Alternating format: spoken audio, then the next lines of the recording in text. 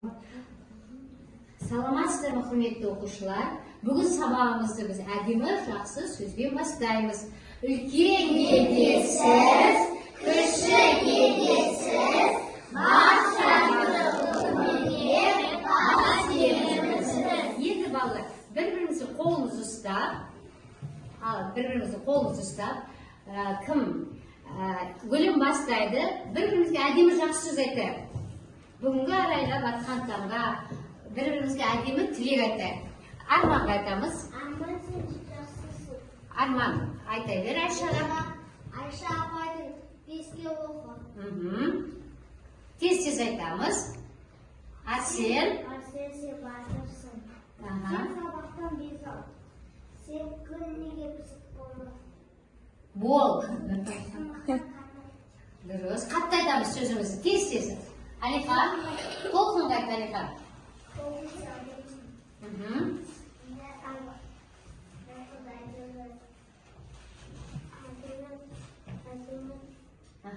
Рунас әдемі қыз. Сенің жолың ашық болсын. Дұрыс. Нұрбол, Асылжанға айтамыз. Асылжан батырсың сен. Жанель айта ғой. Асылжан.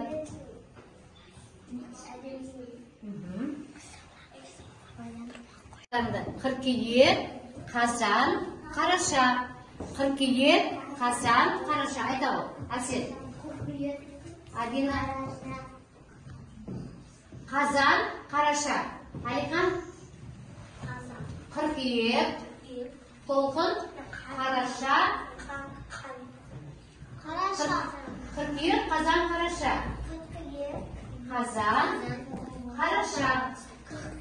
қыркүйек, Қазан, қараша. Қыркүйек, қазан, қараша. Қыркүйек. Енді балалар, орнымызға отырамыз. Орнымызға. Бағана орында.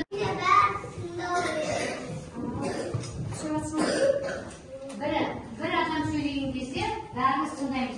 Не үшін тыңдаймыз? Кім айтып береді маған? Не үшін тыңдаймыз? Яста.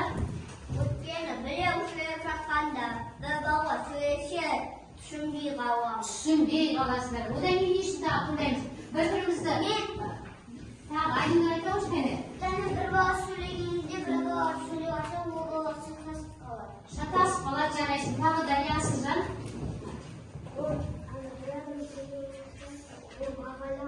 Бағалау керек, жарайсың. Оның біз баға қоюымыз керек, жарайсың. Я? Тауықта бір аяқты бір басқа болады. Әр тоқтың несі болады? Тоқ басшысы болады. Дұрыс тағы да. Сосын біз бір-бірімізге қандай болуымыз керек, балалар? Апа, менің жақсы болу керек. Заттарымызды бөлісу керек. Дұрыс айтасыз, заттарымызды бөлісуіміз керек. Және қандай болуымыз керек? Әдепті бір-бірімізді не істейміз? Сыйлаймыз. Дұрыс айтасыз. Ендеше жұмысымызды бастаймыз. Бірінші топ. Қыркүйек тобы, қазан тобы, қараша тобы. Әліппе сабағы. Бүгінгі жаңа тақырыбымыз біздің дыбысы.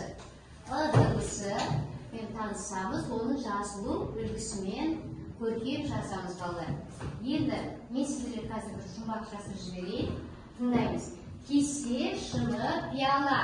Уларсыз шай құяма. Қасықсыз тамақ жемейміз.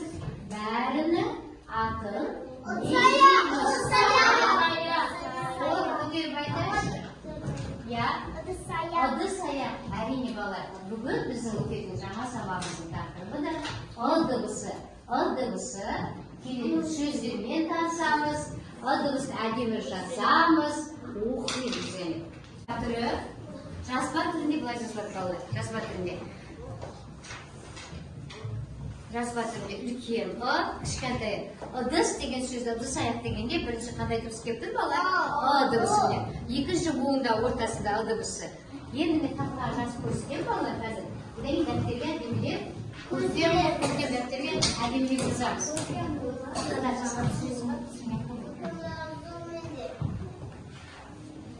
Ыдыс.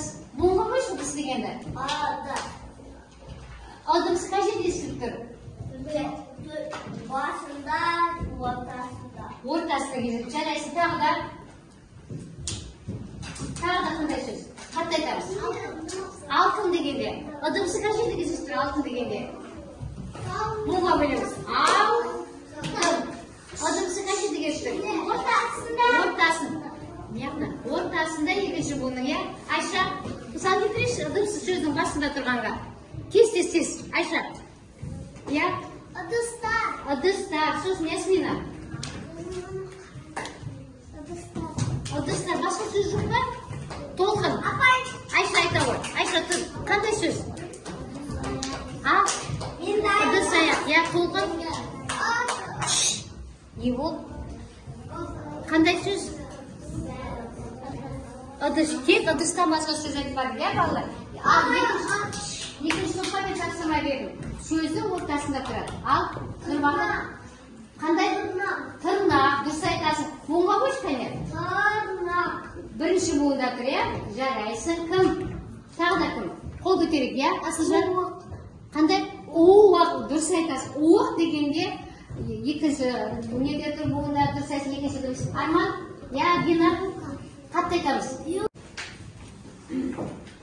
Бәріміз оқулыққа түгел қараймыз. Оқулыққа қандай бәрі? Іспош оқулық. Не бол? Ашық тапты. Менімен бірге қолмен жайлап қана айқайламай отырыңыз. Ыс. Асық. Алты. Тары.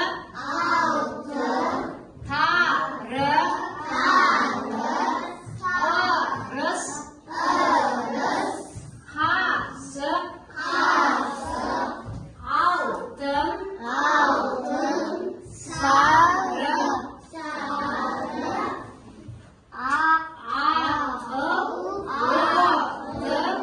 Тасық. Баланың аты ақыл екен. Ата-анасына отын тасып жәрдемдесіп жатыр. Асыл.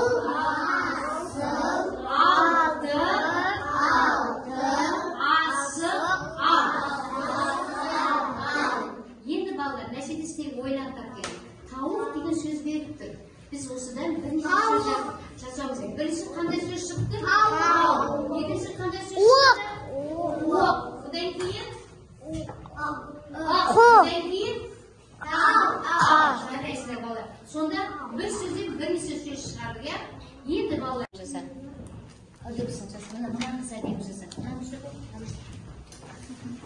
Мына дыбысын әдемі жасқан бар. Дыбысын жаза бер айналмай. Жұмысты қазір қорғап айтасыздар топ ашпен. Бірінші топқа мына о дыбысынан келетін сөздер жазасыңдар мына жерге. О дыбысынан келетін сөздерді маркермен жазасыңдар. Тақтақшы қорғайсыңдар. Енді екінші топ қазір менсіздерге нерде сөздер бар. Мына сөздерде сөйлем қазір неге тапсырасыңдар. Қазір клей берем. Клей бар ма? Алыңдар. Енді үшінші топ. Біз туралы мына суретке қарап әңгіме құрастырасыңдар. Ойласамыз бәріміз ойласамыз. Енді біткен кезде қол көтеріп қай топ бітті, сол кезде қорғаймыз.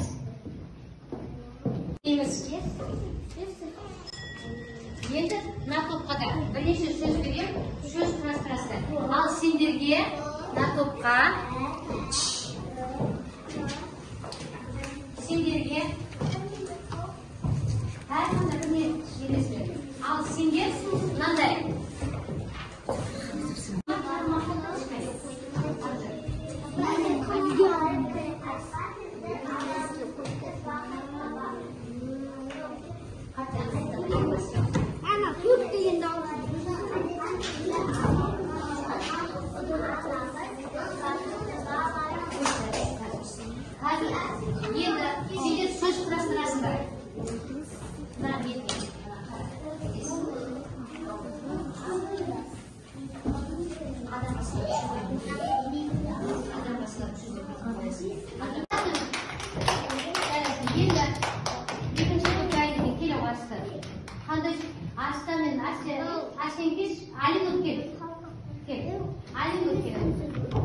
Екі топ қалай отырамыз балалар? тыныш отырамыз. Иә, қазір бағаласына тыныш отырып тыңдаймыз, кәне. Келе мына сап бір жағы. Болды. Қандай сөйлем шықты сендерде? Оқыш кәне.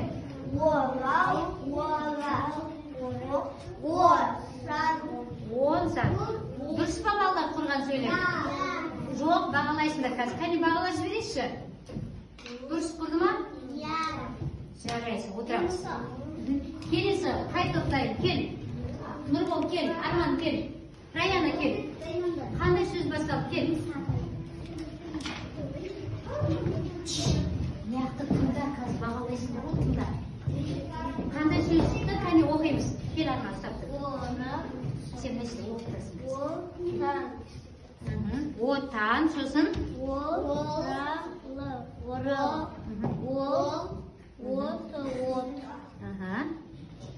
Сосын? Орақ. Енді қара, отан дегеніміз не айтышпесің бұл? Біздің туған жеріміз отан, я? Отан қаяқтан басталады? Отан, от, ал қорған. Ал, айтамыз. Қандай мезгіл?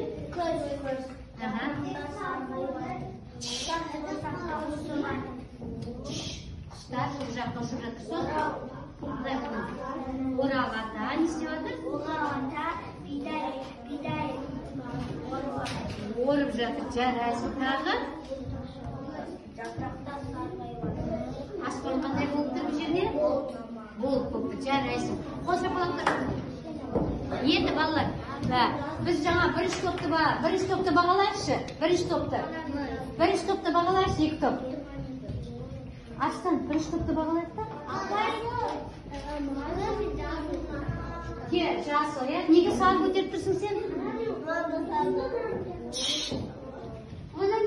Дұрыс па бәріңкі? Енді үшінші топты бағалайық. Неге сағын көтеріп атсың? Неге сары көтерім айтшы? Дұрыс. Сендер көтермейсіңдер. Жасыл көтеріңдер ма? Неге Арсен бұны көтеріп атсың? Өйткені ол әдемі деген сұрақ. Әдемі деген сұрақ. Енді балалар. Бұл жерден алып істесіңдер.